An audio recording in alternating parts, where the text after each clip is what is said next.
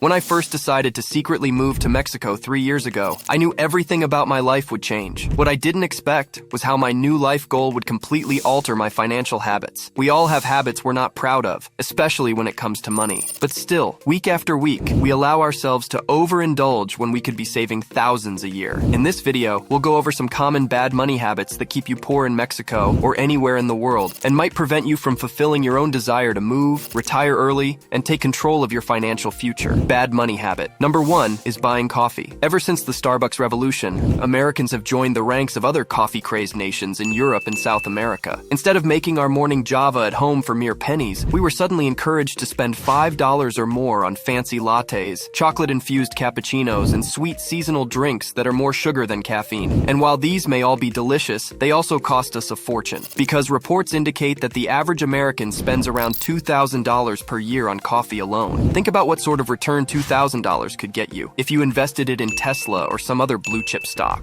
For reference, if I put $2,000 toward Tesla stock the year I moved to Mexico, I would have an extra $17,000 in my pocket today. Of course, understand that coffee is a big part of global culture, so I'm not suggesting that you completely abandon it. I mean, I'm guilty of it too. And even though Mexican coffee is relatively cheap, I still spend above $3 on the average cup from a brand name chain. The solution is investing in a good quality coffee maker and brewing your cups of joe at home. Not only will this save you money, but it will also allow you to customize your coffee just how you like it. Next is buying branded clothes. Back when I was in college, I used to be extremely brand conscious. Brooks Brothers, Ralph Lauren, Lacoste, all those name brands were a must, especially if you were in a fraternity like I was. And as with everything else, buying premium branded clothes just sort of became a habit. Now that I'm a little older, a little wiser, and far more financially conscious, I wonder just how much money I'd have if I'd simply bought basic, reliable clothes instead. I mean, paying $40 to $50 for a branded t-shirt when I can buy a plain shirt of the same quality for under $20 seems ludicrous to me now. If you're the type of person who often finds themselves gravitating towards designer brands and you don't have the budget to justify it, consider making a change. Trust me, once you start shopping by quality and design instead of the name on the tag, you'll not only be richer, but you'll also be far more comfortable and far less concerned with what other people think. Next is spending all your money on alcohol. I'm in my 30s now, but when I was younger, I often spent $50 to $80 on a single bar tab. And while this isn't going to be an argument against alcohol as an addiction, I do want to point out just how little this ended up benefiting me. Excessive drinking not only led to long bouts of unproductivity thanks to hangovers and late nights, but it also caused me to put off my dreams and goals in life. Still, the biggest problem was that it was a waste of money that could have been better spent elsewhere. The average craft beer costs between $6 and $10 per drink, and wine and liquor are often pricier. So if you're regularly indulging in alcohol at bars and restaurants, it can drain your finances without you realizing it. If you want to see big cash flow changes in your life, I suggest taking steps to limit your alcohol consumption. You could start by restricting yourself to 1 or 2 nights out a week, or opt for social activities that don't revolve solely around drinking. When you do indulge, consider inviting people to your house to cut back on your spending. Next is living beyond your means. Moving from the US to Mexico was a big shift in a lot of ways. If you've been watching my videos, I'm sure you've taken notice. Still, one of the biggest changes came when I saw the lengths to which people here go to live within their means. After all, most of us know someone back in the US who spends money just to maintain a certain level of prestige or public perception. In these cases, the bad habit isn't even about making them happy, but satisfying fake friends and sometimes impressing complete strangers. But when you live beyond your means, it eventually causes you to accumulate the D word, debt. And debt is even worse than being broke, because you have to repeatedly pay for the privilege of staying broke. So if you're starting to notice interest piling up on loans and credit card balances, it's time to create a budget that outlines your monthly income and necessary expenses. Once you cut out the unnecessary items, you can start redirecting the extra funds toward debt repayment, savings, and investing. Next bad habit is having no emergency fund. Recent reports state that less than half of all adult Americans have enough money to cover 3 months of expenses. Known as an emergency fund, these little accounts are designed to protect your finances if you end up losing your job, wrecking your car, or coming home to discover a massive leak in your roof. For instance, I was laid off from my job in Q4 of 2018. At the time, I had rent, student loans, and other expenses that didn't stop piling up just because I was out of work. It took me more than 2 months to find a job and about 3 months to finally get my next paycheck. This meant all I could do was eat ramen and work odd jobs to keep my head above water. But if I had an emergency fund, I wouldn't have had to stress out as much. Of course, in the end, I was lucky, because most people without emergency funds go straight to their credit cards and get themselves in mountains of debt. That's why everyone needs an emergency fund that covers at least 3 months worth of living expenses. This fund will will provide a safety net in case of any unforeseen circumstances. Next is, eating out all the time, constantly dining out, ordering takeout, or getting food delivered has become a common habit for both individuals and families. And while it's certainly more common in the United States, everybody in the world seems to have fallen under the foodie spell. But the problem with constantly eating out is that even casual restaurant meals often come with a hefty price tag. By the time you get done with taxes, tips, and delivery fees, you might have spent an entire week's cooking budget for just one meal. And I get it. Mexico, after all, is one of the best countries to eat cheap Mexican food in the world. But even though it's less expensive than the States, I still limit myself to only going out a few times a week. By planning meals at home, I can save money, eat healthier, and practice my cooking. Next is buying cheap products. If you thought you could get over your branded clothes addiction by buying bargain bin shirts and shoes, I have some bad news for you. Poorly made items, be they for your body or your home, often cost you more in the long run than something more expensive. Think about it. If you buy a good $100 pair of boots that last you 10 years, it's far cheaper than buying 10 pairs of $30 boots that only last you a year each. No, the only real compromise is to go straight down the middle and look for quality items at affordable prices. In terms of clothing, you can always find sales and other discounts to take advantage of, allowing you to get long-lasting items without breaking your budget. The final bad money habit is failing to invest or at least have saving goals. In my other videos, I mentioned that one of the biggest reasons I decided to move to Mexico was that the lower cost of living would allow me to retire early. Of course, this is a huge incentive, but it's good to note that I won't be funding my retirement from pesos jammed under my mattress. If you ever want to stop working regardless of where you live, you need to have a savings plan. And while, as we discussed, Tesla stock might be a good start, you should also be looking at more reliable things like Roth IRAs, 401ks, and GIAs. Because if your money isn't working for you while you're saving it, you will always be at the mercy of inflation and global economic downturns. I will be making future videos on this showing everyone how I allocate my money toward these retirement accounts. Trust me, I know firsthand that breaking free from these money habits requires conscious effort and a shift in mindset.